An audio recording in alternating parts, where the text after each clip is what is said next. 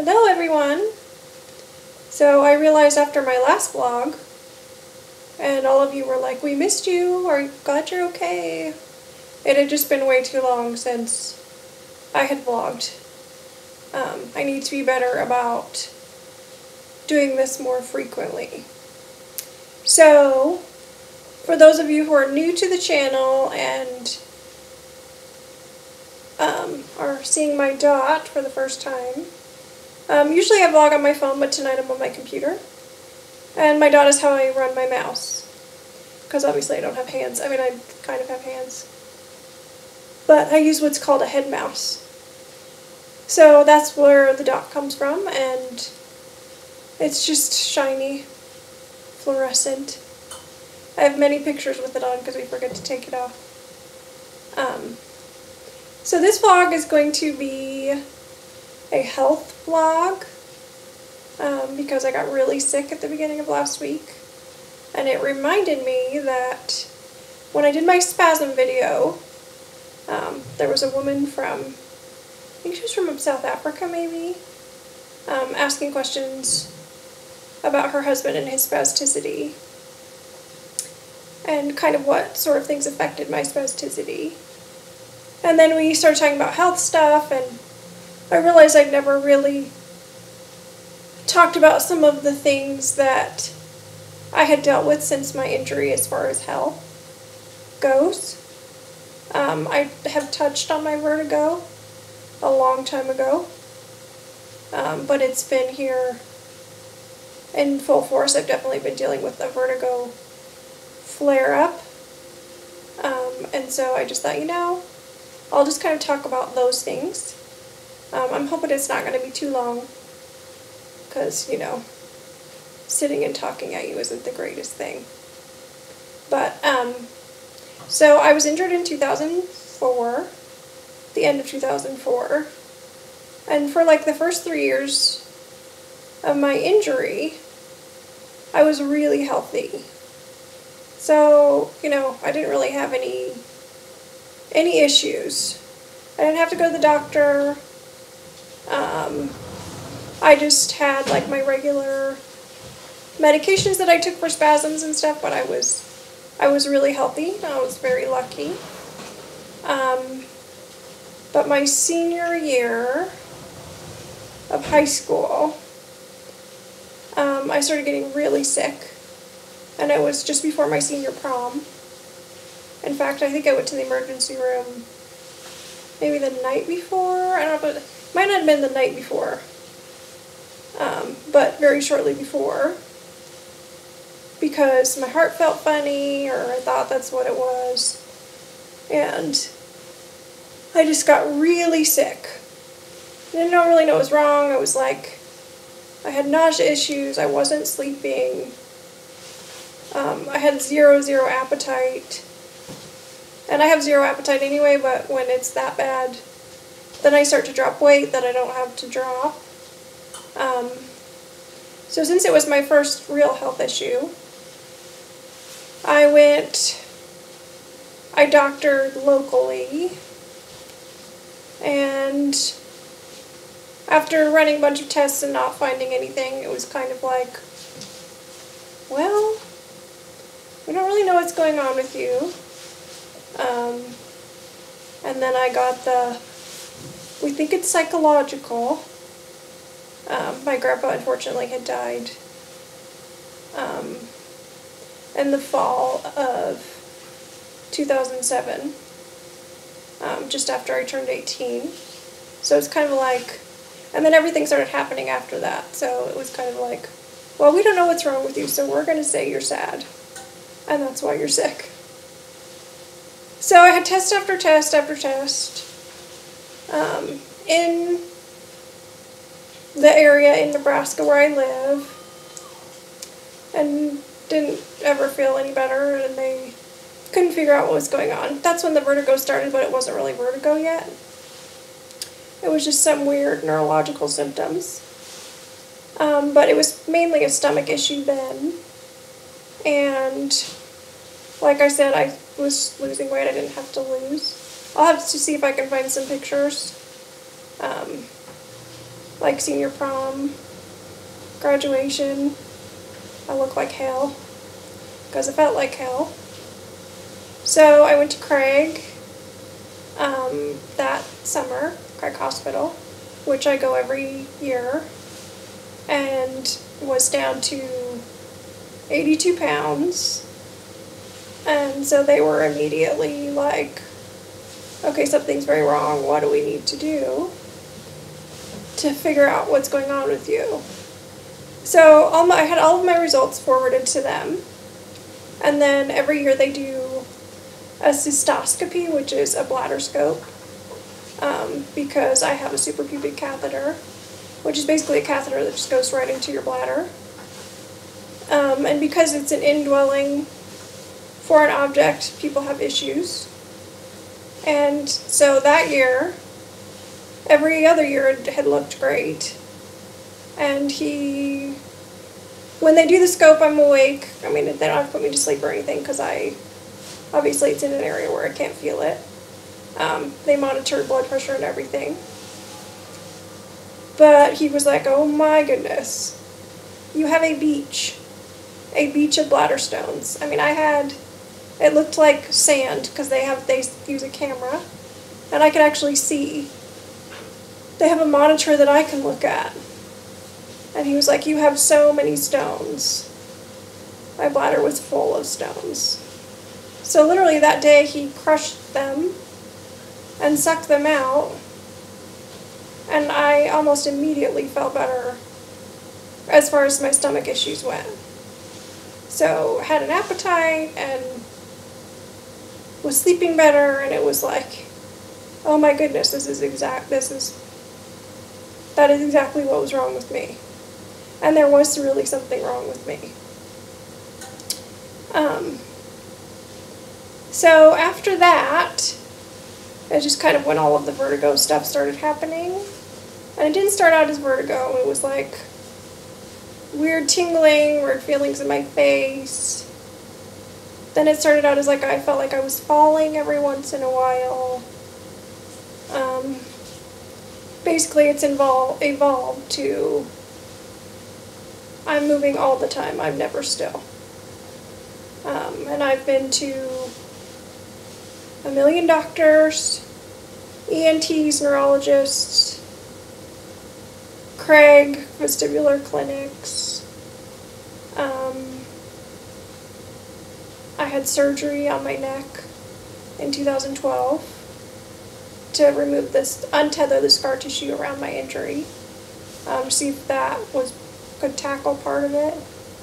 Unfortunately, it didn't help the vertigo, but I had other issues. I had neuropathic pain, which you'll hear spinal cord injuries talk about, and like pins and needle tingling sort of stuff. And it changed my whole world as far as that went. So it's definitely worth it. But it didn't put a dent in my vertigo. Since then, I chased the vertigo cure for like 5 or 6 years. So desperately thinking like, we can find a cause and a cure. And it just never came to pass. And so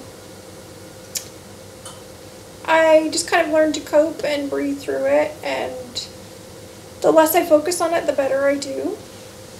If I have any sort of other health issue, that definitely makes it worse. And so if I'm healthy, I do okay. So right after we moved to North Platte, I got really sick. I didn't know how sick I was. What started out as a UTI turned into E. coli in my bladder, and then that just kind of spiraled into many health issues. So my spasms were out of control. My vertigo was bad. My heart rate was erratic. My blood pressure was out of whack. Everything was out of whack. I had like days of no sleep and kind of months of running a low-grade temperature because we just kept taking antibiotics to try to get rid of the UTI, which we never really got rid of. And so a nurse came and was like, took my blood pressure. This was right before Thanksgiving, and it was like 134 or something. And for me, that's scary, because my blood pressure is never over 100, and if it is, it's like 101. So I went to the hospital and started working with the infectious disease doctor. I was in the hospital for a week over Thanksgiving. Grandma and I didn't share a whole lot at the time, but I was in a very scary place. Like, we were both very fearful that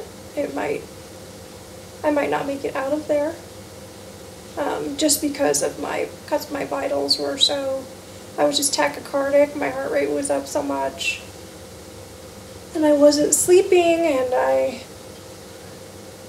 my blood pressure, so it turns out that we never really got rid of the bladder infection, and so we did IV antibiotics, and my vertigo was so terrible that I met with a local ENT here in town.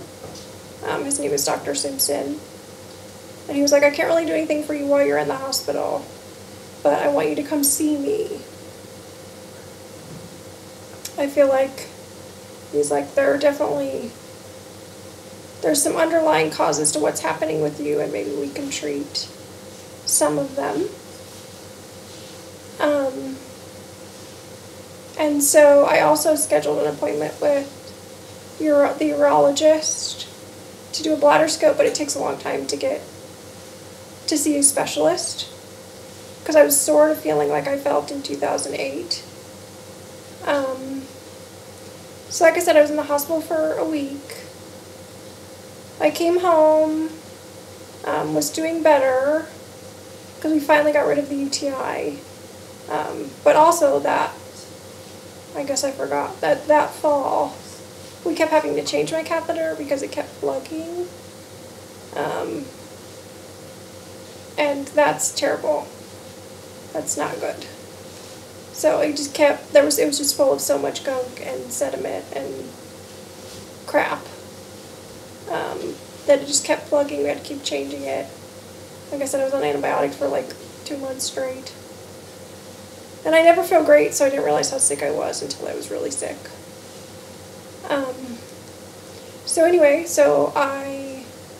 we scheduled an appointment with the urologist. I went and saw the local ENT when I got out of town. Or out of the hospital, not out of town. He's brilliant. And was kind of basically said to me, like, there are 7 underlying causes for your vertigo. And it's daunting.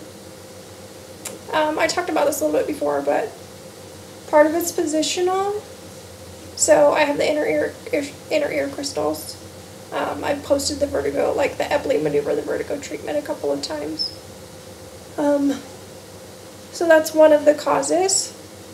Another cause is the cervical spinal injury itself.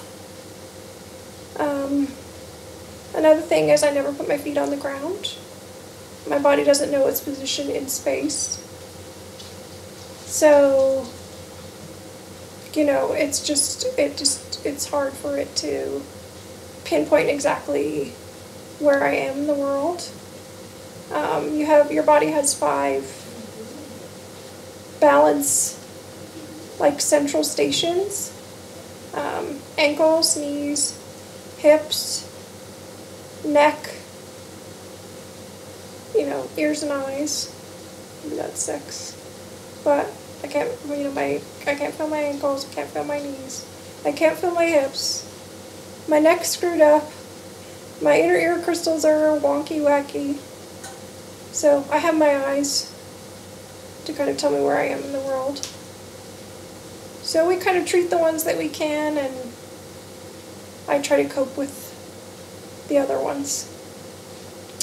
But I saw him for quite a while afterwards, and we worked on some eye treatments and some inner ear stuff. He just gave me an understanding of what was happening, and that was really helpful.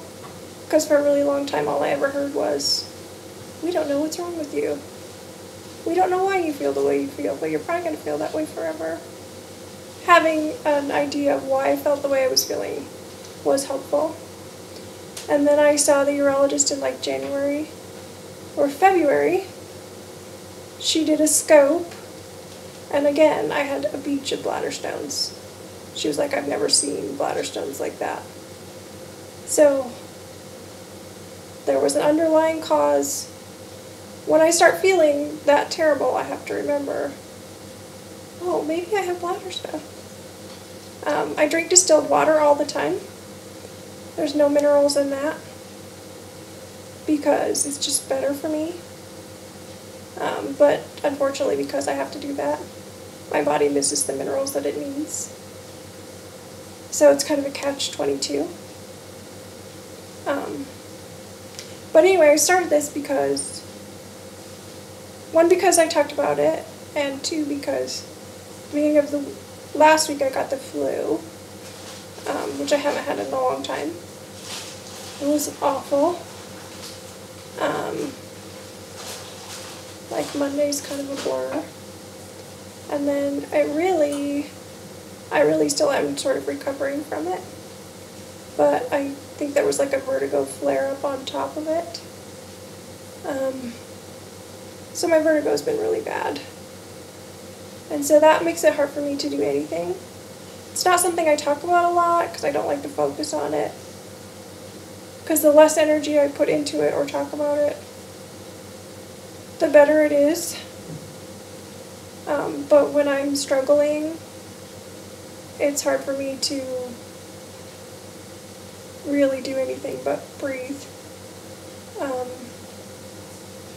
And so I've really kind of been trying to fight my way out of it. And I am doing better and feeling a little bit better. And we did the epi today, and we'll do it next week. I'll try to post those like an epi vlog, so for those of you who don't know what I'm talking about, you can see it. This weekend is my 10-year reunion. My class is getting together where I graduated from high school, which makes me feel old AF, but, you know, that's okay too. So I'm really excited about that. So I'll probably vlog about it and take pictures and, you know, share that with you all. I'm still close with a few of my classmates, and so I'm excited to see them and to see everybody, really. But anyway, this is just a little tidbit of what kind of I've been through and what I deal with as far as health stuff since my spinal cord injury. For the most part, I've been pretty lucky. If y'all could knock on wood, I'd appreciate it, because I'm not near any. But I just wanted to share, and I know that fellow spinal cord injuries watch. So if y'all have any questions, or I do have 13 years of this under my belt, so I'd be happy to answer them. But I appreciate you all so much for tuning in. I'll vlog about the alumni stuff, and I've been working on the whole feeding myself thing. I'm going to vlog about that too.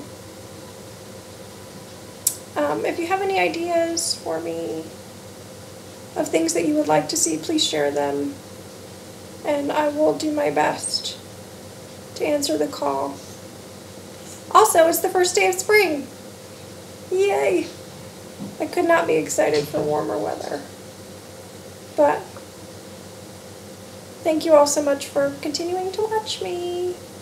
Until next time.